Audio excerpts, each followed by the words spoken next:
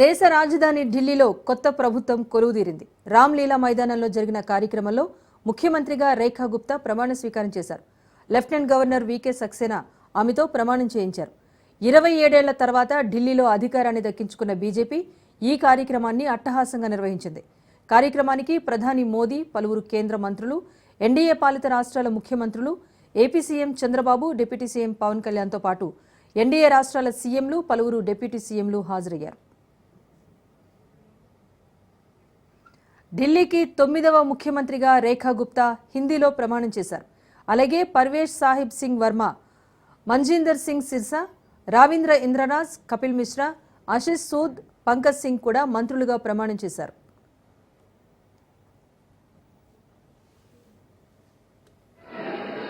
मुख्यमंत्री के रूप में अपने कर्तव्यों के सम्यक निर्वहन के लिए ऐसा करना अपेक्षित हो, मैं प्रत्यक्ष या अप्रत्यक्ष रूप से संसूचित या प्रकट नहीं करूंगी।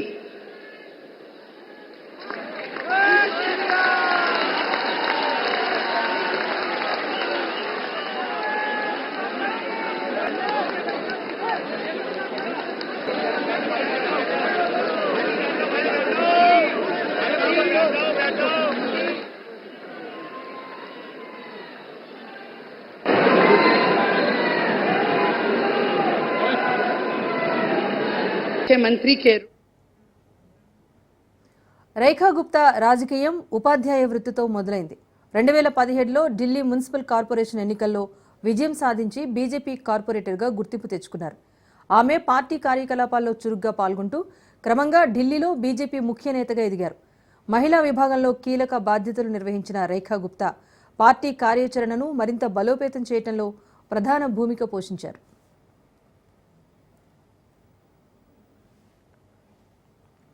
ప్రమాణ స్వీకారం అనంతరం రేఖా గుప్తా తన తొలి నిర్ణయాలను ప్రకటించారు. మహిళా భద్రతపై ప్రత్యేక దృష్టి సారించాలని అధికారులను ఆదేశించారు. అలాగే ప్రజలకు ప్రాథమిక సదుపాయాలు అందించడంలో ఎలాంటి లోటు లేకుండా చూడాలని స్పష్టం చేశారు. పేదల కోసం కొత్త సంక్షేమ పథకాలు అమలు చేయనున్నట్టు వెల్లడించారు. अप्रत्यक्ष रूप से संसूचित या प्रकट नहीं करूंगी।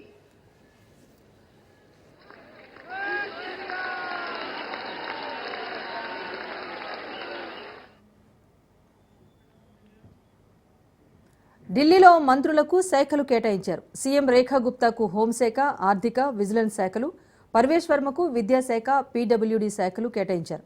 ఇక ఆరోగ్య, పట్టణాభివృద్ధి శాఖ మంజీందర్ సింగ్ సిర్సాకు, కపిల్ మిశ్రాకు పర్యాటక శాఖ, రవీందర్ ఇంద్రజ్కు సాంఘిక సంక్షేమ శాఖ, ఆశిష్ సూద్కు రెవెన్యూ, పర్యావరణ శాఖ, పంకజ్ సింగ్కు హౌసింగ్ శాఖ కేటాయించారు.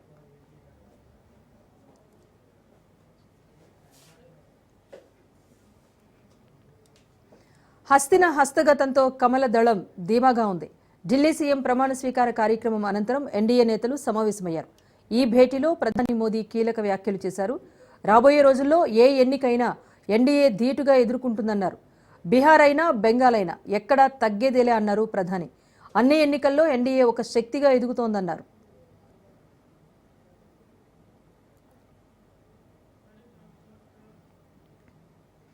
ఢిల్లీ సీఎం రేఖా గుప్తా ప్రమాణ స్వీకారోత్సవంలో ఆసక్తికర సన్నివేశం చోటు చేసుకుంది. వేదికపై ఎన్డీఏ కూటమి నేతలను వరుసగా పలకరిస్తూ వచ్చిన ప్రధాని Modi AP deputy CM Pawan దగ్గరకు వచ్చి కాసేపు ముచ్చటించారు. పవన్ వేషధారణ చూసి ప్రధాని జోక్ వేశారు. దీంతో వేదికపై నవ్వులు విరబూశాయి. ఇదే విషయంపై పవన్ కళ్యాణ్ను చిట్చాట్లో తన అనుభవాన్ని పంచుకున్నారు. ప్రధాని తనపై జోకులు వేస్తూ ఉంటారని, తన వేషధారణ చూసిన తర్వాత అన్నీ వదిలేసి హిమాలయాలకు వెళ్తున్నావా అని ప్రధాని అన్నట్టుగా పవన్ చెప్పారు. అలాంటిదేమీ లేదు, తాను చేయాల్సింది చాలా ఉందని చెప్పినట్టుగా చెప్పారు పవన్. తెలంగాణలో వాటర్ వార్ హీటెక్కిస్తోంది. కృష్ణా జలాలపై అధికార, విపక్షాల మధ్య మాటల తూటాలు పేలుతున్నాయి. ఇప్పటికైనా కాంగ్రెస్ ప్రభుత్వం మొద్దు నిద్ర వేడి ఏపీ చేస్తున్న జల దోపిడీని అడ్డుకోవాలని మాజీ మంత్రి హరీష్ రావు సూచించారు. రేవంత్ సర్కారుకు చేత కాకపోతే తాము వస్తామని ఢిల్లీకి వెళ్లి ధర్నా చేద్దాం పదండి అంటూ పిలుపునిచ్చారు. ఆంధ్రప్రదేశ్ వాటా 512 టీఎంసీలు, కానీ ఇప్పటికే ఆంధ్రప్రదేశ్ 657 టీఎంసీలు తీసుకుపోయింది. 657 టీఎంసీలు తీసుకపోతే మీ నోరు పెగలడం లేదా అని అడుగుతా ఉన్నా. ఎందుకు రాష్ట్ర హక్కులను ఆంధ్రప్రదేశ్కు తాకట్టు పట్టడానికి మిమ్మల్ని రాష్ట్ర ప్రజలు ఎన్నుకున్నారా? గడిచిన 25 రోజుల్లోనే 60 టీఎంసీల నీళ్లు తరలించారు. అంటే దాదాపు రోజుకు 2 టీఎంసీల నీళ్లు పోతా ఉన్నాయి. అంటే తెలంగాణ నీటి ప్రయోజనాలు కాంగ్రెస్ ప్రభుత్వానికి పట్టవా? ఇవాళ మీ నిర్లక్ష్యం తెలంగాణ పాలిట పెను శాపం కాబోతా ఉంది. ఇవాళ నాగార్జున సాగర్ను మనం ఆ రోజు అసెంబ్లీలో కూడా తీర్మానం చేసినాం. సిఆర్పిఎఫ్ బలగాలను వెంటనే ఉపసంహరించుకోవాలి, నాగార్జున సాగర్ను తెలంగాణ రాష్ట్ర ప్రభుత్వ ఆధీనంలో తీసుకోవాలని మన శాసనసభలో కూడా తీర్మానం చేశాం.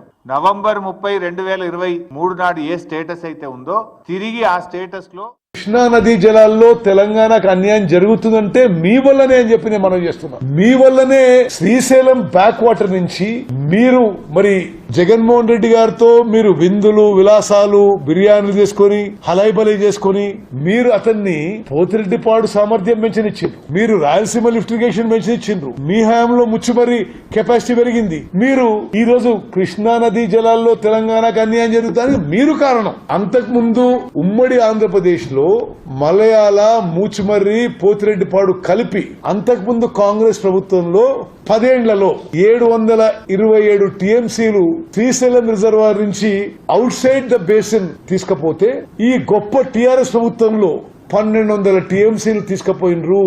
ఉమ్మడి ఆంధ్రప్రదేశ్ కంటే ప్రత్యేక తెలంగాణ రాష్ట్రంలో ఎక్కువ నీళ్లు శ్రీశైలం రిజర్వాయర్ నుంచి basin outside the basin తీసుకుపోయినరు. ఇవాళ తెలంగాణ రాష్ట్రానికి కృష్ణా పరివారక ప్రాంతం ఆ ప్రాంతానికి తెలంగాణ వాటా ఎంత? 575 టీఎంసీలు మన వాటా. కానీ అప్పటి రాష్ట్ర ముఖ్యమంత్రి ఆంధ్ర నాయకులతో కుమ్మక్కై ఏం చేసిండు కేసీఆర్ గారు? 299 టీఎంసీలకే సంతకం పెట్టొచ్చిండు. ఈ విషయాన్ని ఆధార పేపర్లతో సహా ఇద్దరి మధ్య జరిగిన ఒప్పందాలను పేపర్లతో సహా నేను బహిర్గతం చేసినప్పుడు అప్పటి నుంచి ఇప్పటి వరకు కనీసం అప్పుడు కేసీఆర్ దగ్గర నుంచి సమాధానం లేదు. 2 పార్టీలు ప్రధాన బాధ్యత వహించాలి. నేను మళ్ళీ అడుగుతున్నా, 299 నిమిషాలు సంతకం ఎట్లా పెట్టినావు? నువ్వు ఎవరిని అడిగి పెట్టినావు? అన్యాయం జరుగుతుందని తెలుసా తెలియదా? ఇప్పటికీ సమాధానం ఎందుకు చెప్తలేవు? దీని తర్వాత కూడా నేను లేఖ రాస్తే సంబంధిత అధికారులు కూడా 575 టీఎంసీలు మాత్రం తెలంగాణకు రావాల్సి ఉండే అని చెప్పించి కేసీఆర్ ప్రభుత్వంలోని అధికారులే నన్ను కోడ్ చేస్తూ కేంద్రం లేఖ రాశారు. నాది కోడ్ చేస్తూ. సీఎం రేవంత్ రెడ్డి చేతుల మీదుగా శుక్రవారం ఇందిరమ్మ ఇళ్లకు శంకుస్థాపన జరగనుంది. మొదటి విడతలో మంజూరు చేసిన 72,045 ఇందిరమ్మ ఇళ్ల నిర్మాణ కార్యక్రమానికి శ్రీకారం చుట్టనున్నారు. ఇల్లు లేని కుటుంబాలందరికీ ఇల్లు మంజూరు చేయాలని ప్రభుత్వం సంకల్పించింది. లబ్ధిదారులకు సొంతంగా ఇల్లు కట్టుకునే అవకాశం కల్పించింది. ఇంటికి 5 లక్షల రూపాయల పూర్తి సబ్సిడీతో ఆర్థిక సహాయాన్ని అందించనుంది.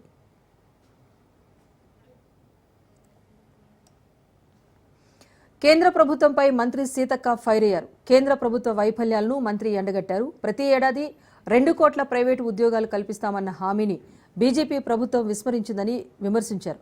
400 రూపాయలున్న గ్యాస్ సిలిండర్ ధరను కేంద్రం 1200 రూపాయలు చేసిందని, కానీ రాష్ట్రంలో కాంగ్రెస్ ప్రభుత్వం 500 రూపాయలకే ప్రజలకు గ్యాస్ సిలిండర్ అందిస్తోందని అన్నారు. నిలబడ్డటువంటి బీజేపీ 8 ఎంపీ సీట్లు ఇస్తే ఈ రాష్ట్రానికి వాళ్ళు తెచ్చింది ఇదే. ఇక్కడ ఇప్పుడు ఖానాపూర్ నియోజకవర్గమే చూద్దాం. మా ఎమ్మెల్యే గారు ఏమేమి డెవలప్ చేస్తున్నారు, అటు ఎంపీ గారు ఏమేమి చేస్తున్నారో ఒక్కసారి చూసి పట్టభద్రులు ఓటేయాలని కోరుతున్నాం. 10 సంవత్సరాల నుంచి మరి ప్రతి సంవత్సరం 2 కోట్ల ఉద్యోగాలు ఇస్తానటువంటి మోడీ ప్రభుత్వం 200 ఓట్లు కూడా మా జిల్లాకు ఇయ్యనటువంటి పరిస్థితి చూస్తా ఉన్నాం. మనం ఈరోజు చూస్తే కాంగ్రెస్ ప్రభుత్వం వచ్చి రాగానే మరి ఈరోజు 54,000 పైగా ఉద్యోగాలు ఇచ్చినటువంటి ఘన చరిత్ర కాంగ్రెస్ పార్టీది, సీఎం రేవంత్ రెడ్డి గారు.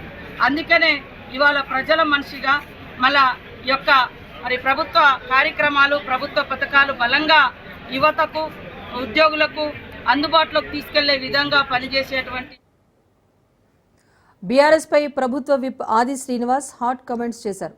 బీఆర్ఎస్ బరితెగించి వ్యవహరిస్తోందన్నారు. అధికారుల పట్ల కేటీఆర్ చేసిన వ్యాఖ్యలకు క్షమాపణ చెప్పాలని డిమాండ్ చేశారు. సోషల్ మీడియాలో జిల్లా కలెక్టర్పై అనేక ఆరోపణలు చేస్తున్నారని మండిపడ్డారు. ఐఏఎస్, ఐపీఎస్ అధికారులకు తమ ప్రభుత్వం అండగా ఉంటుందన్నారు. కలంకం తెచ్చే విధంగా ఉన్న పదాలు ఉపసంహరించుకొని క్షమాపణ చెప్పాలని చెప్పి మేము డిమాండ్ చేసింది. కలెక్టర్ గారు నాకు ఎలాంటి కేసులు వెళ్తున్నప్పుడు ఈరోజు కేసు ఉందని ఎక్కడికి తీసుకొచ్చి పెట్టిరని అడుగుతుంది. దానికి జవాబు ఇవ్వాల్సిన బాధ్యత కేటీఆర్ మీకు లేదని అడుగుతుంది. ఆ అంశం చర్చకే లేనప్పుడు ఏ విధంగా అతని పైన సోషల్ మీడియాలో నిందారోపణ చేస్తూ తన వ్యక్తిగత జీవితాన్ని, కుటుంబ జీవితాన్ని చిత్రీకరిస్తూ ఐఏఎస్ అధికారిని అవమానపరిచడానికి క్షమాపణ చెప్పండి అని చెప్తున్నారు. లేదు చట్టపరంగా నాంపల్లి స్పెషల్ కోర్టుకు సీఎం రేవంత్ రెడ్డి వెళ్లారు. గతంలో తనపై నమోదైన వివిధ కేసులపైన స్పెషల్ కోర్టులో విచారణకు హాజరయ్యారు సీఎం రేవంత్ రెడ్డి. గత ఎన్నికల సమయంలో నల్గొండతో పాటు రాష్ట్ర వ్యాప్తంగా జరిగిన అనేక బహిరంగ సభల్లో హేట్ స్పీచ్లపై ప్రస్తుత రేవంత్పై 9 కేసులు నమోదయ్యాయి. మాజీ ముఖ్యమంత్రిని దూషించడంతో పాటు అనేక సందర్భాల్లో హేట్ స్పీచ్లు ఇచ్చారని కేసెస్ నమోదయ్యాయి. కోర్టు ప్రత్యక్షంగా విచారణకు హాజరు కావాలని కోరడంతో సీఎం రేవంత్ నాంపల్లి స్పెషల్ కోర్టులో విచారణకు హాజరయ్యారు.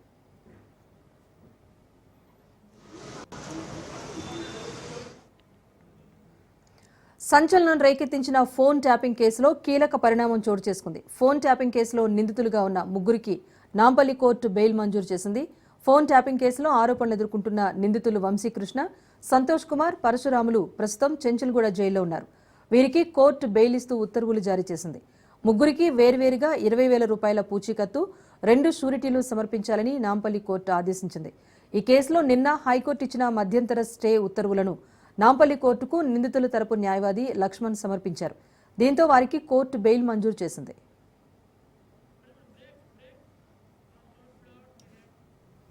ఏపీ గవర్నర్ను వైసీపీ నేతలు కలిశారు. జగన్ భద్రతపై గవర్నర్ నజీర్కు ఫిర్యాదు చేశారు.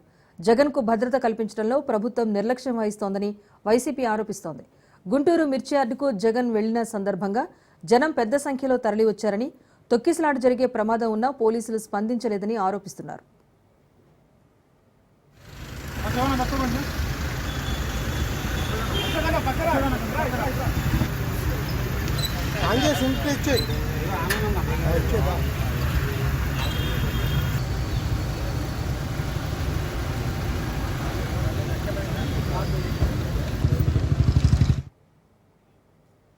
వైసీపీ చీఫ్ జగన్ పై టీడీపీ నేతలు విమర్శలు ఎక్కుపెడుతున్నారు.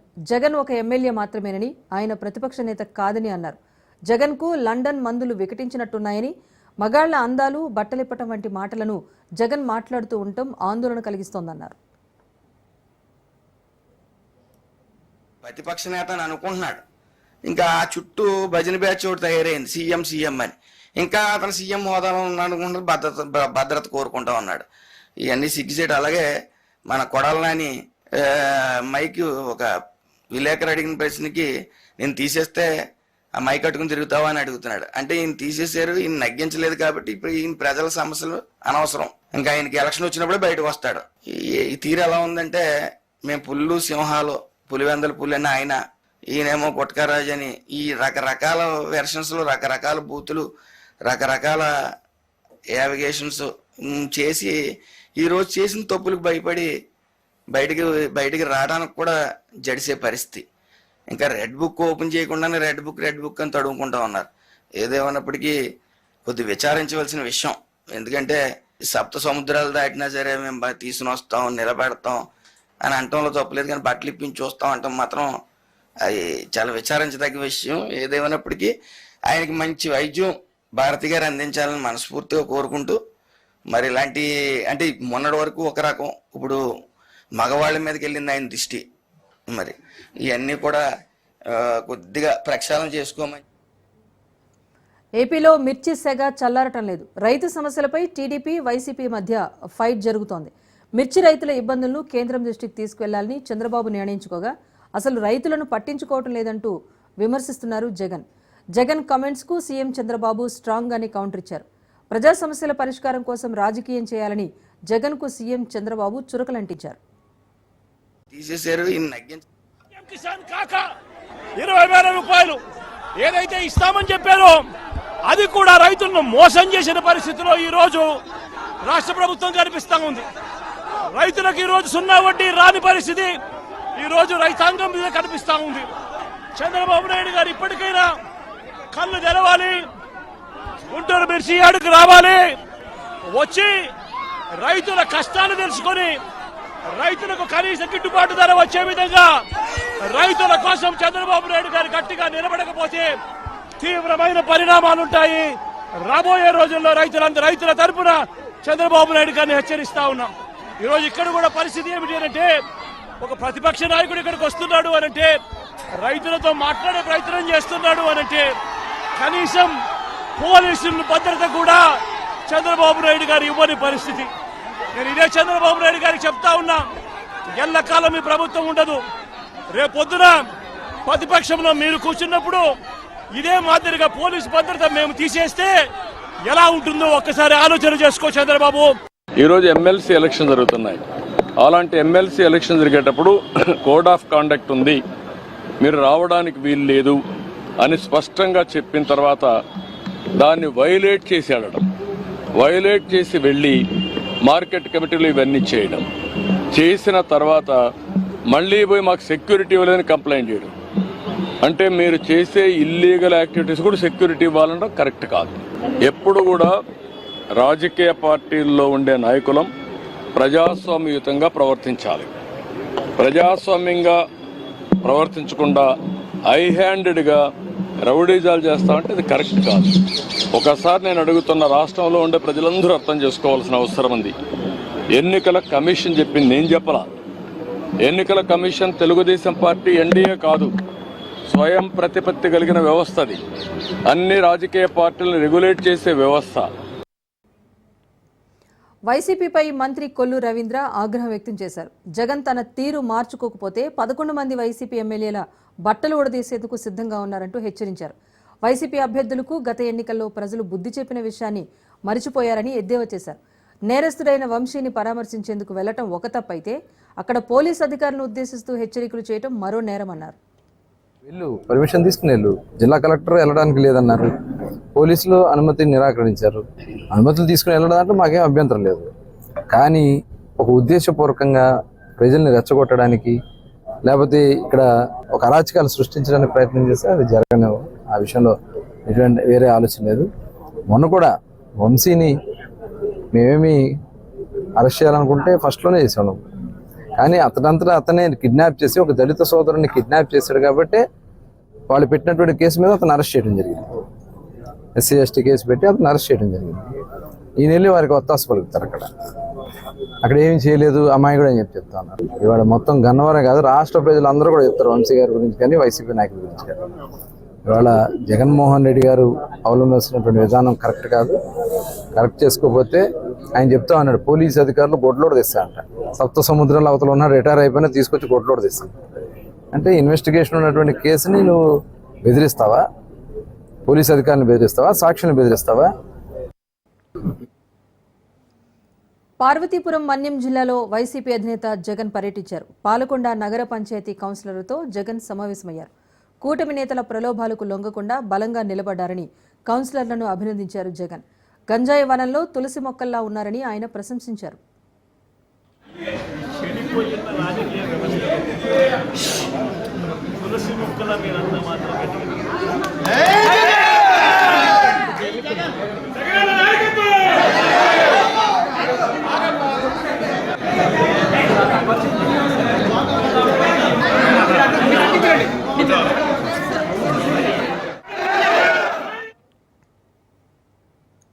నెల్లూరు జిల్లా ఉదయగిరిలో ఫ్లెక్సీల వివాదం ముదురుతోంది. మొన్న జలదంకి, నేడు ఉదయగిరిలో ఎమ్మెల్యే కాకర్ల సురేష్ ఫ్లెక్సీలు చించేశారు దుండగులు.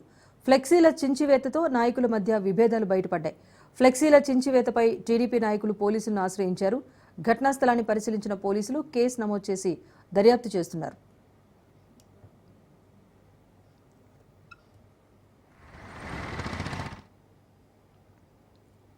వంశీ కస్టడీ, హెల్త్ పిటిషన్లపైన ఎస్సీ ఎస్టీ కోర్టులో వాడివేడిగా వాదనలు జరిగాయి.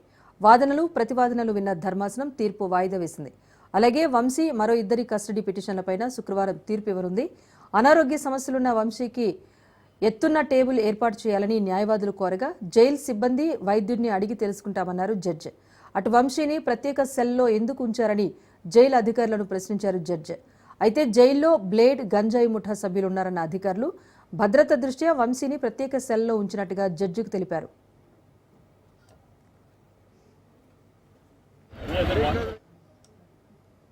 మరోవైపు వైసీపీ నేత వల్లభనేని వంశీకి ఏపీ హైకోర్టులో ఎదురు దెబ్బ తగిలింది.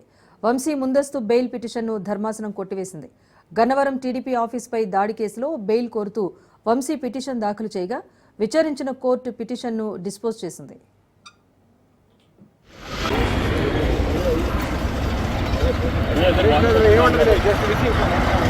దాంట్లో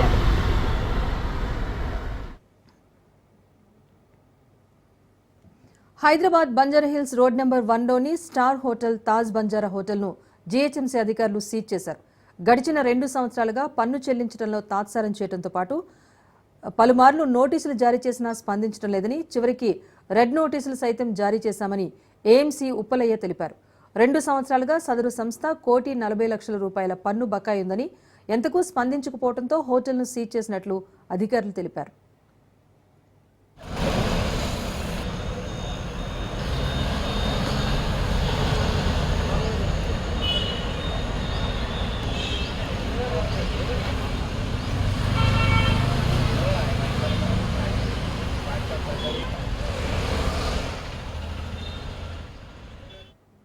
బిజినెస్ అప్డేట్ చూస్తే దేశీయ స్టాక్ మార్కెట్లు వరుసగా 3వ రోజు నష్టాలు ముగిశాయి. అంతర్జాతీయ ప్రతికూలతలతో ఉదయం నష్టాల్లో ప్రారంభమైన సూచీలు చివరి వరకు అదే ఒరవడి కొనసాగించాయి.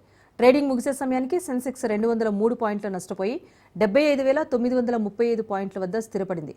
అటు నిఫ్టీ 19 పాయింట్స్ కోల్పోయి 22,913 పాయింట్ల వద్ద స్థిరపడింది. డాలర్తో రూపాయి మారకం విలువ ₹86.65గా ఉంది.